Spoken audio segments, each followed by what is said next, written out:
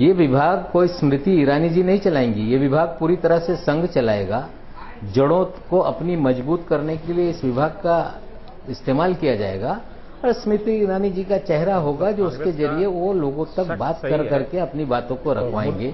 हमें लगता है एक पपेट बिठाया गया है और संघ पीछे से इस सारे विभाग को चलाएगा और स्मृति ईरानी जी जो हैं उसको एनके सिंह जी जो बात करें तो दरअसल संघ चलाएगा, ये तो पपेट बिठाया गया है। सच्चाई लगती है आपको इस बात में? नवाब मलिक साहब, ये आपने कुछ हद तक ये बात जो कही है, कभी भी जब एक गवर्नमेंट आती है तो उसकी पॉलिसीज होती हैं और मान लीजिए संघ चलाएगा तो इसमें कोई बुराई नहीं है अगर संघ शिक्षा को और बेहतर करता है और इनडायरेक्टली करता है। ठीक है, टेक्निकली ये है कि वो पार्लियामेंट के लिए रिस्पॉन्सिबल नहीं है, स्मृति ईरानी रिस्पॉन्सिबल है, पीछे से कोई कर रहा है, तो ये तो कांग्रेस में भी होता रहा है, आपके यहां भी होता रहे, ये कोई बहुत बड़ा आरोप नहीं है।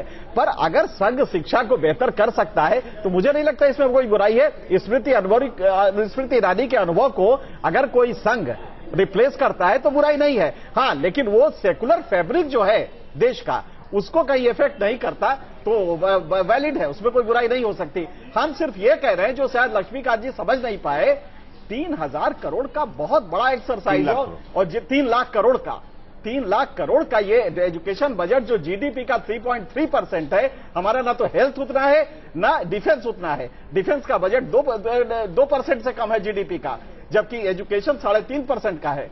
तो आप समझ सकते हैं कितना बड़ा एक्सरसाइज है। और जितना मोदी जी को हम जानते हैं, एजुकेशन उनका पैशन है, देश में एजुकेशन बेटर हो ये उनके लिए एक चैलेंज है। ऐसे में एक ऐसे व्यक्ति को बैठाना जिसका कि डेमोक्रेटिक सिस्टम में अनुभव बहुत कम हो, रोज पार्लियामेंट में जवाब देना होगा, इसलिए मैंने सलाह दी थी, मतलब मैंने माना था कि कोई और व्यक्ति आता तो ज्यादा ठीक रहता, या एमओएस इंडिपेंडेंट रहते तो भी चल जाता है। लक्ष्मीकांत वाजपेयी जी, एक बड़ी चीज होती है, बहुत बड़ा बजट है, रोज संसद में इस बात को लेकर जवाब देना होगा, थोड़ा सा एक्सपीरियंस कम रह गया स्मृति ईरानी का, किसी और को दिया जाता तो बेहतर होता, क्या कहेंगे आप? मेरा ये कहना कि मां के पेट से सीखकर कौन आता है। अभिमन्यु ने आधा सीखा था, चक्रव्यूह को भेद नहीं पाए।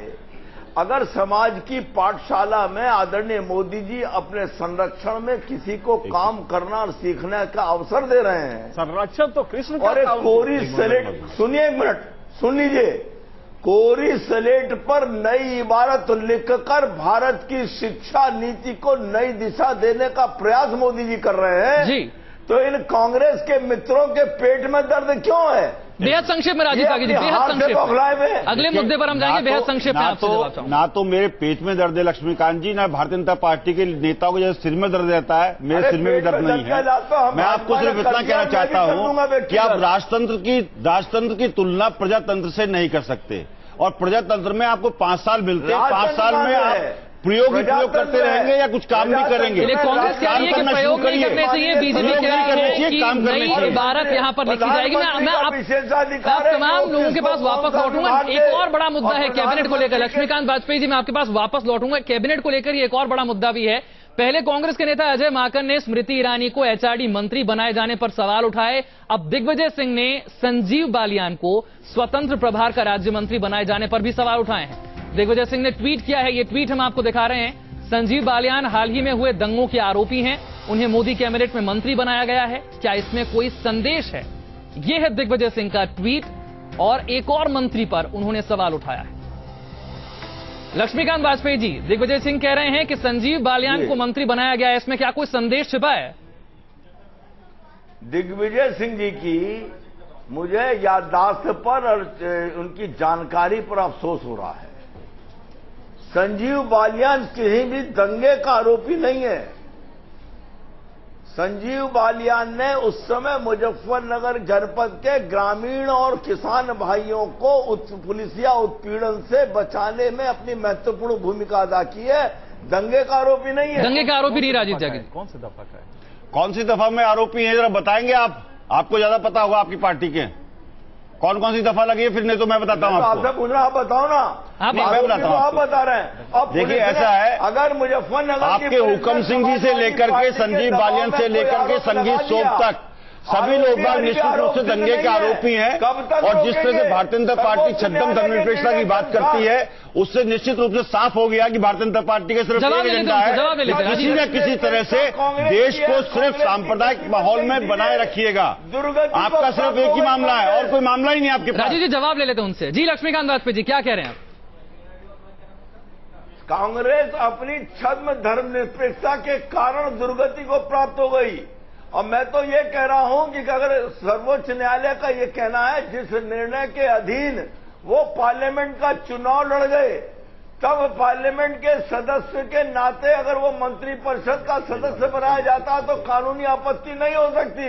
लेकिन राजनीति में कुछ नियम कायदे आपके पास लौटूंगा मेरे नियम कायदे और सिद्धांत होते हैं। और कांग्रेस पार्टी को पहली बार नहीं आ रही है, पहली बार नहीं आ रही लक्ष्मीकांत जी। पहले भी इतिहास में कांग्रेस पार्टी हार चुकी है और अपनी हार से सबक लेकर के दोबारा फिर देश में पार्लियामेंट में चुनाव लड़ सकते हैं, तो फिर मंत्रिमंडल के सदस्य क्यों नहीं हो सकते? नहीं, पॉलिटिक्स में दो चीजें होती है, एक टेक्निकल लीगैलिटी होती है और एक लेजिटिमेसी होती है।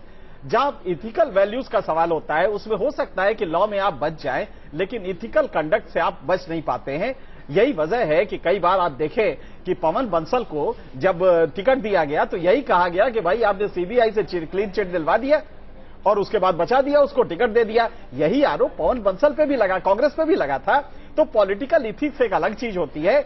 मुझे लगता है कि ये बेटर होता कि इस समय इसको अवॉइड करके इनको ले जाने में जो सेंटेंसेस उन्होंने बोले थे, जो कंडक्ट उस समय का था वो क्वेश्चनेबल था।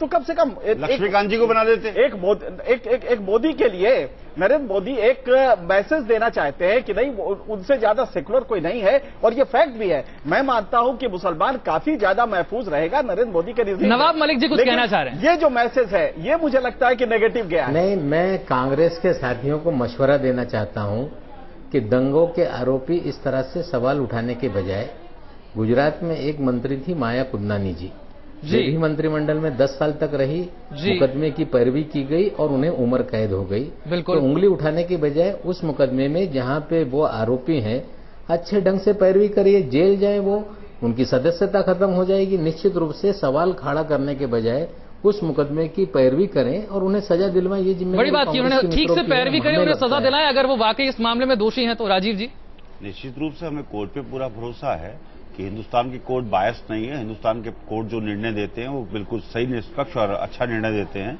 और ये समय रहते हुए जिस तरह से भारतीय जनता पार्टी की बहुत सारे नेता सांप्रदायिक हिंसा के लिए देश में जिम्मेदार हैं, काले दिवसों के लिए जिम्मेदार हैं, उसी तरह से संजीव बालियान भी जिम्मेदार हैं। और उनको कैबिनेट पद देना निश्चित रूप से चिंता का विषय है। उससे बेहतर तो ये होता कि लक्ष्मीकांत वाजपेयी जी को कैबिनेट मिनिस्टर बना देते तो बेहतर होता। लक्ष्मीकांत वाजपेयी जी आप ही को बना देते बेहतर होता, कह रहे हैं राजीव। कार्यकर्ता है लक्ष्मीकांत वाजपेयी, प्रदेश अध्यक्ष भारतीय जनता पार्टी हैं और अपने दायित्व के अधीन 73 सीटें हम दिला पाए हैं। तो कोई वेस्टर्न यूपी का भला होता की जरूरत नहीं है, उनसे क्या भले कि लक्ष्मीकांत वाजपेयी जी अवॉइड किया जा सकता था इससे, जैसा कि एनके सिंह जी कह रहे हैं। जो ये वक्त है, बड़ी उम्मीदें हैं मोदी जी से, मंत्रिमंडल से बड़ी उम्मीदें हैं, इसे शुरुआत में कहीं अवॉइड किया जा सकता था। खरे उतरेंगे, इतनी जल्दी आलोचना करना, इतनी जल्दी मैं आलोचना नहीं कह रहा हूं, मैं तो आपको कह रहा हूं कि गुड गवर्नेंस की जो बात आप कर रहे थे, गुड गवर्नेंस में ये सब चीजें आती हैं। गुड गवर्नेंस में सिद्धांत भी आते हैं, नीति भी आती है, कार्यक्रम भी आते हैं। राजीव जी और सोनिया गांधी की क्वालिफिकेशन को बता दें। गुड गवर्नेंस में नीति, सिद्धांत और कार्यक्रम भी आते हैं।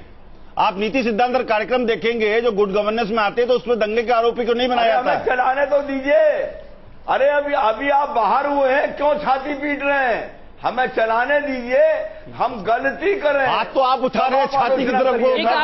एक आखिरी रिएक्शन मैं एनके सिंह जी से लेना चाहूंगा। अभी बहुत जल्दी है इन मुद्दों को उठाने के लिए, थोड़ा वक्त देना चाहिए, काम करने देना चाहिए, चाहे स्मृति ईरानी जी की बात हो या फिर संजीव बालियान जी की बात हो। राहुल गांधी की क्या योग्यता है? कोई भी बुराई नहीं कर रहा है, कोई भी क्रिटिसाइज नहीं कर रहा है, सही रास्ते पे ला रहे हैं। एक नया कंडक्ट है, एक नया गवर्नमेंट ने कुछ डिसीजन लिए, पहले दिन कुछ डिसीजन लिए, बहुत अच्छे डिसीजन है। हालांकि वो सुप्रीम कोर्ट के ऑर्डर पे हुआ है डिसीजन, जो एसआईटी बनाने का है, और 21-23 तारीख को मांगा था इसी गवर्नमेंट ने। हालांकि शपथ नहीं दिया था, तो रिक्वेस्ट किया था कि शपथ लेने के बाद सब हम कर देंगे।